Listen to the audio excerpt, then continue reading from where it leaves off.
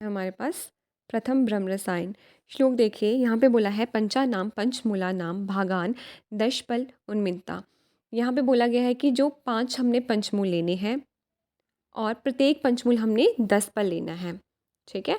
और 5 पंचमूल कौन कौन से बोले गए हैं, यहाँ पे हिंदी में देखिए आपने लघु पंचमूल बोला गया है, बृहद पंचमूल बताया गया है, पुनर्नवादि पंचमूल बताया गया है, जीवनीय पंचमूल हो गया, और शरद आदि या फिर तृण पंचमूल बताए गए हैं। ठीक है, आप इनको साइड पे भी लिख सकते हैं। कौन कौन से?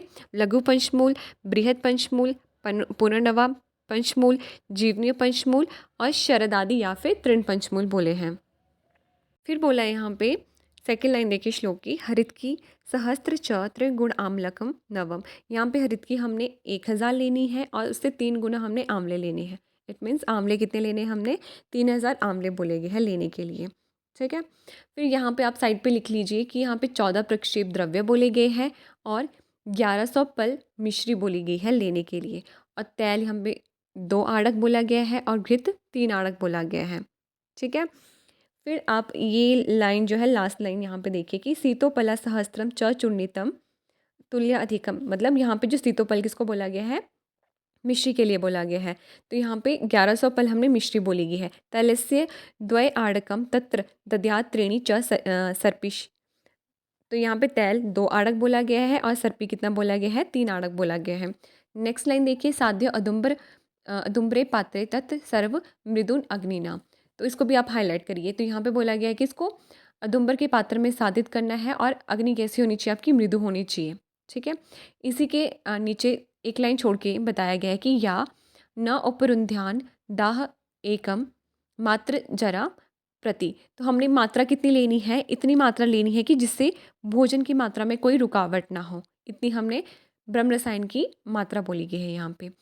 इसी लाइन के नीचे जो नेक्स्ट लाइन है उसको भी हाईलाइट करिए, वह खानसा वालखिल्य स तथा च अन्य तपोधना। तो यहाँ पे क्या बताया गया है?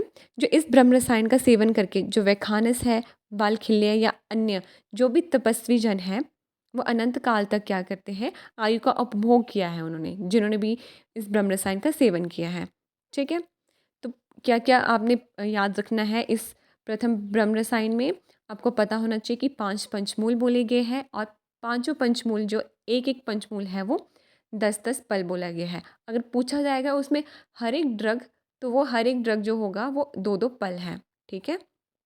हृत 1000, आंवले यहाँ पे 3000 बोले गए हैं, 14 प्रक्षेप द्रव्य बोले गए हैं, मिश्री 1100 पल, तैल 2 आड़क, घृत 3 आड़क और यहाँ पे बताया गया कि इसको अदुम्बर पात्र में साधित करने के लिए बोला गया है मृदु अग्नि पे। बस आपको इतना याद रखना है इसमें।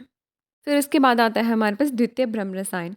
तो द्वितीय ब्रह्म रसायन में फर्स्ट लाइन देखिए, यथोक्त गुणा नाम आम्लका नाम सहस्त्र पिष्ट स्वेदन विधि। इसको आप हाईलाइट करिए। तो यहाँ पे क्या बोला गया है?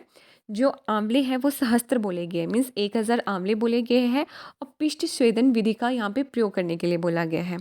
ठीक है। फिर उसके बाद आप इसी लाइन पे नीचे देखिए, जो फोर्थ लाइन है, पुनः नागबला सहस्त्र पल स्वरस।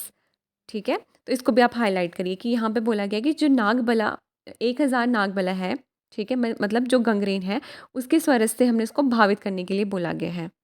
ठीक है। कितने नागबला स्वरस लेंगे? नागबला का कितने नागबला का स्वरस बनाएंगे हम? 1000 नागबला के स्वरस से इसको भावित करने के लिए बोला गया है। ठीक है।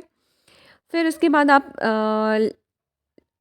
जो सेकंड लास्ट लाइन है उसको देखिए। यहाँ पे बोला गया है कि कनक रजत ताम्र प्रवाल आयस चूर्ण अष्टभाग संयुक्तम। ठीक है। तो यहाँ पे क्या बोला गया? यहाँ पे 5 जो है धातु की भस्म बोली गई है। ठीक है। कौन कौन सी? कनक रजत ताम्र प्रवाल आयस। ठीक है। इन पांचों भस्मों का क्या करना है हमने? इन धातुओं की भस्मों का हमने चूर्ण लेना है। ठीक है। और कितना लेना है?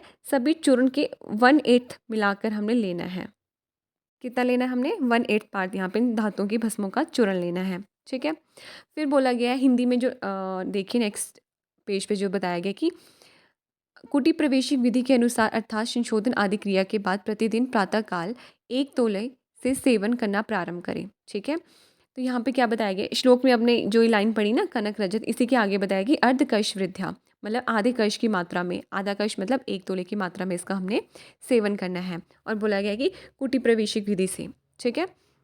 आधे तोले की मात्रा से हमने सेवन करना स्टार्ट करना है और धीरे धीरे हमने अग्नि बल के अनुसार क्या करनी है, एक एक तोला इसकी बढ़ाते जानी है मात्रा। ठीक है, और इतनी मात्रा हमने बढ़ानी है कि उससे कहते हैं भोजन की मात्रा में रुकावट ना हो सके। जैसे कि हमने पीछे भी पढ़ा था प्रथम ब्रह्म रसायन में, इतनी मात्रा लेनी है कि भोजन की मात्रा में रुकावट ना हो। ठीक है, और जब यहाँ पे औषध पच जाएगी तो इन्होंने क्या बोला है, साठी के चावल का भात दूध और घृत के साथ खाने के लिए बोला गया है। बस आपको इतना याद रखना है। अब नेक्स्ट जो आपका बताया है श्लोक नंबर 61 देखिए, यहाँ पे ब्रह्म रसायन के लाभ बताए गए हैं। ये रेफरेंस पूछी जाती है पेपर में। धरणी धर सारस्य वायुना सम विक्रमः स भवत्य विषम च अस्य गात्रे संपद्यते विषम। ठीक है, तो ये रेफरेंस किसके लिए बोली गई है आपको पता होनी चाहिए, ये ब्रह्म रसायन के लिए बोली गई है। ठीक है, तो यहाँ पे क्या बोला गया है, जैसे इसका प्रयोग करने से जो व्यक्ति होता है वो पर्वत के समान क्या होता है, दृढ़ हो जाता है। ठीक है, जैसे कि पर्वत का सार लो, उसके समान दृढ़ हो जाता है। और बोला गया है कि यहाँ पे वायु के समान पराक्रमी हो जाता है। यदि ज्ञात या अज्ञात स्थान में विष का भक्षण कर लिया जाए तो उसके शरीर में विष का प्रभाव नहीं होता। इतना इफेक्टिव होता है ये ब्रह्म रसायन। फिर उसके बाद आता है हमारे पास नेक्स्ट वेरी इंपॉर्टेंट च्यवनप्राश। ठीक है, तो इसके आप ना कुछ पॉइंट साइड पे लिख लीजिए। तो यहाँ पे क्या क्या बोला गया है, तो च्यवनप्राश में बोला गया है हमारे पास टोटल 39 ड्रग्स आते हैं, मतलब 39 यहाँ पे द्रव्य बोले गए हैं। ठीक है, आंवले इस पे 500 पल, सॉरी आंवले इसमें 500 होते हैं। ठीक है, और गाय का घृत एंड तिल तेल 6 पल बोले गए हैं।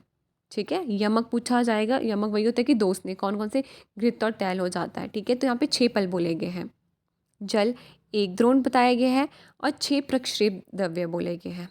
ठीक है, और एक चीज़ पूछी जाती है कि यहाँ पे अष्टवर्ग के कितने द्रव्य होते हैं, तो अष्टवर्ग के यहाँ पे 5 द्रव्य बताए गए हैं। ठीक है, और आपको ये पता होना चाहिए सबसे पहले कि अष्टवर्ग क्या होता है, तो उसको साइड पे लिख लीजिए कि जो अष्टवर्ग है उस पे कौन कौन से ड्रग्स आते हैं। अष्टवर्ग किसने बताया गया है, ये हमारे पास भाव प्रकाश ने बताया है। ठीक है, तो लिखिए उस पे आते हैं जीवक, ऋषभक, मेधा, महामेधा, काकोली, श्री काकोली और रिद्धि एंड वृद्धि। ये 8 जो ड्रग्स होते हैं वो अष्टवर्ग के बताए गए हैं। कौन कौन से, जीवक, ऋषभक, मेधा, महामेधा, काकोली, शेर काकोली, रिद्धि और वृद्धि। तो च्यवनप्राश में जो है अष्टवर्ग के 5 ड्रग्स आते हैं। कौन से हमारे पास 3 नहीं आते हैं, वो लिखिए महामेधा, क्षीर काकोली और वृद्धि। ठीक है, ये 3 नहीं आते। इसके आप ऐसे ट्रिक लिख लीजिए कि महाक्षीर की वृद्धि नहीं। महाक्षीर मीन्स, महा मीन्स महामेधा, क्षीर मीन्स क्षीर काकोली और वृद्धि। ठीक है, ये 3 ड्रग्स नहीं आते हैं। और शाड़ंगधर ने बोला गया है कि जो अष्टवर्ग के यहाँ पे 7 ड्रग्स बताए गए हैं शाड़ंगधर ने। ठीक है, च्यवनप्राश में, बट यहाँ पे चरक ने कितने बताए गए हैं, अष्टवर्ग के 5 ही द्रव्य बताए गए हैं। और 6 प्रक्षेप द्रव्य कौन कौन से हैं वो भी आप लिख लीजिए, वंशलोचन, पीपर और चतुर्जात। चतुर्जात में कौन कौन से आते हैं, त्वचा, एला, तेजपत्ता और केसर। ठीक है, 6 प्रक्षेप द्रव्य बताए गए हैं च्यवनप्राश में। कौन कौन से, वंशलोचन, पीपर और चतुर्जात। चतुर्जात में कौन कौन से आते हैं, त्वचा, एला, तेजपत्तर और केसर।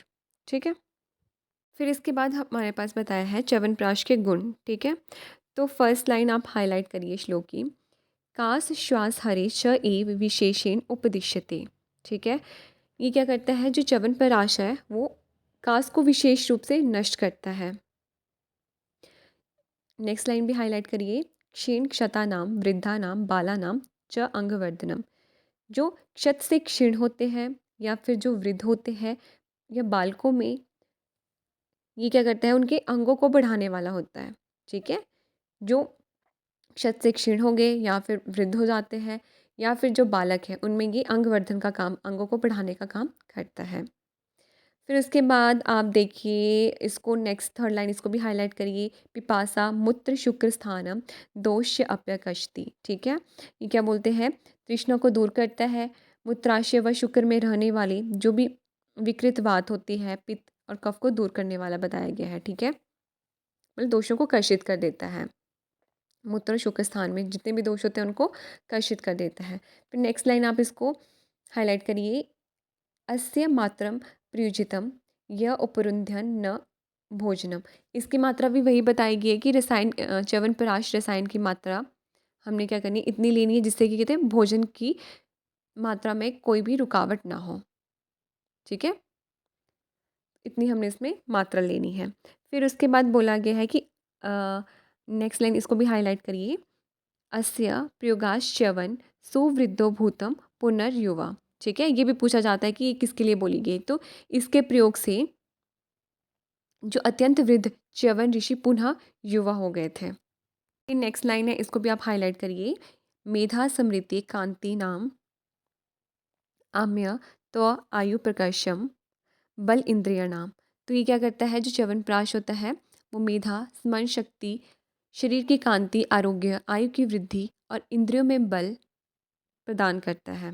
ठीक है, फिर बताया गया नेक्स्ट लाइन, इसको भी हाईलाइट करिए, स्त्रीषु प्रहर्ष परम अग्नि वृद्धि वर्ण प्रसादनम पवन अनुलोम्यम। ठीक है, स्त्रियों में प्रहर्ष उत्पन्न कर देता है। ठीक है, और अग्नि की वृद्धि कर देता है, वर्ण का प्रसादन कर देता है और वायु का अनुलोमन कर देता है। और यहाँ पे जो नेक्स्ट लाइन है इस पे लास्ट पे देखो बताया गया, जीर्ण अपि कुटी प्रवेशे प्रवेशात। तो इसमें चरक ने क्या बोला गया है, कुटी प्रवेशिक विधि से च्यवनप्राश का प्रयोग करने के लिए बताया गया है। ठीक है, अगर आपसे पूछा जाए चरक ने इसका प्रयोग कैसे बोला गया है करने के लिए च्यवनप्राश का, तो हमें पता होना चाहिए कुटी प्रवेशिक विधि के अनुसार बताया गया है। फिर आप इसके बाद नेक्स्ट देखिए आम्लक रसायन। तो यहाँ पे बताया गया इसकी जो सेकंड श्लोक की फर्स्ट लाइन है, मतलब जो सेकंड लाइन है श्लोक की, इसको हाईलाइट करिए, प्लाश त्वग वधा नाम मृद अवलिप्ता नाम। ठीक है, तो यहाँ पे क्या बताया गया है, जो प्लाश की छाल इसमें बांधनी है और जो मिट्टी है गीली मिट्टी उससे हमने उसको लपेटना है। ठीक है, चारों तरफ से उसको लपेट देना है। फिर यहाँ पे नेक्स्ट इसी के नीचे नेक्स्ट लाइन में वर्ड बताया है कि भक्षेद न अन भुग्यत यत ओक्तेन विधिनान। तो यहाँ पे बोला गया जब भी इस रसायन का हमने सेवन करना है, ठीक है, तो वहाँ पे उस टाइम हमने अन्न का सेवन नहीं करना है।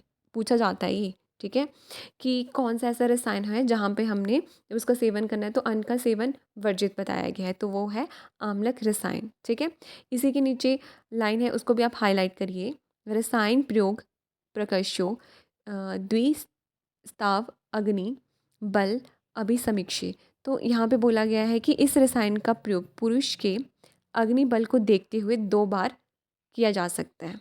ठीक है, इसके बाद आपके पास हृत की आदि रसायन बताया गया है। ठीक है, तो इसमें भी कुछ ज़्यादा इंपॉर्टेंट नहीं है, बस आपको इतना पता होना चाहिए कि इसकी भी अग्नि बल के अनुसार इसका सेवन करने के लिए बोला गया है।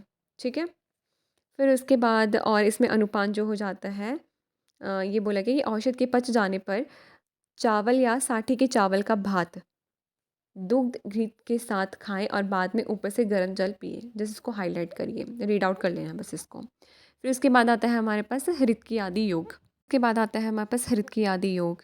तो यहाँ पे हिंदी देखिए कि यहाँ पे आंवले के स्वरस में 100 बार भावित आंवलक चूर्ण और इस चूर्ण में चतुर्थांश शुद्ध लोह चूर्ण मिला दें। ठीक है, तो आपको पता होना चाहिए कि आंवले का स्वरस हमने कितनी लेना है। आंवले के स्वरस में हमने 100 बार क्या करना है, आंवलक चूर्ण को भावित करना है और 1/4 पार्ट क्या लेना है, लोह चूर्ण इसमें मिक्स करने के लिए बोला गया है। फिर यहाँ पे श्लोक की आप ना थर्ड लाइन देखिए, पानी तल मात्रा प्रातः प्रातः प्राश्य। तो ये आपको आप इसको हाईलाइट करिए, पता होना चाहिए कि इसमें मात्रा कितनी बताएगी, हृत की आदि योग की पानी तल मात्रा बताएगी है।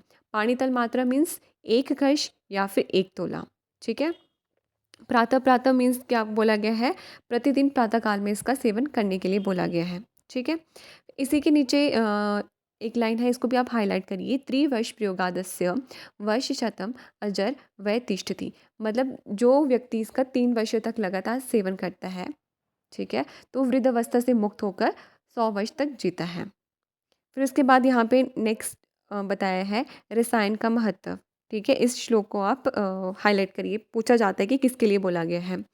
यथा अमराणाम अमृताम यथा भोगवता सुधा तथा भव्य महर्षि नाम रसायन विधि पुरः। तो यहाँ पे क्या बताया गया है, जैसे देवताओं के लिए अमृत, नागों के लिए सुधा उसी तरह प्राचीन काल में महर्षियों के लिए रसायन विधि का सेवन बताया था।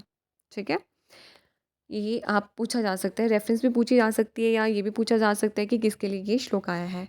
नेक्स्ट जो श्लोक है उसको भी आप हाईलाइट करिए। न जरा न च दौर्बल्यम न आतुर्य निधनम न च जंगुम वर्ष सहस्त्राणी रसायन परह पुरः। ठीक है, तो यहाँ पे क्या बताया गया, ना वृद्धावस्था, ना दुर्बल, ना रोग अवस्था और ना मृत्यु को प्राप्त होते हैं जो भी इस रसायन का हम विधि के सेवन के साथ, जो भी इनका विधि के साथ सेवन करते हैं।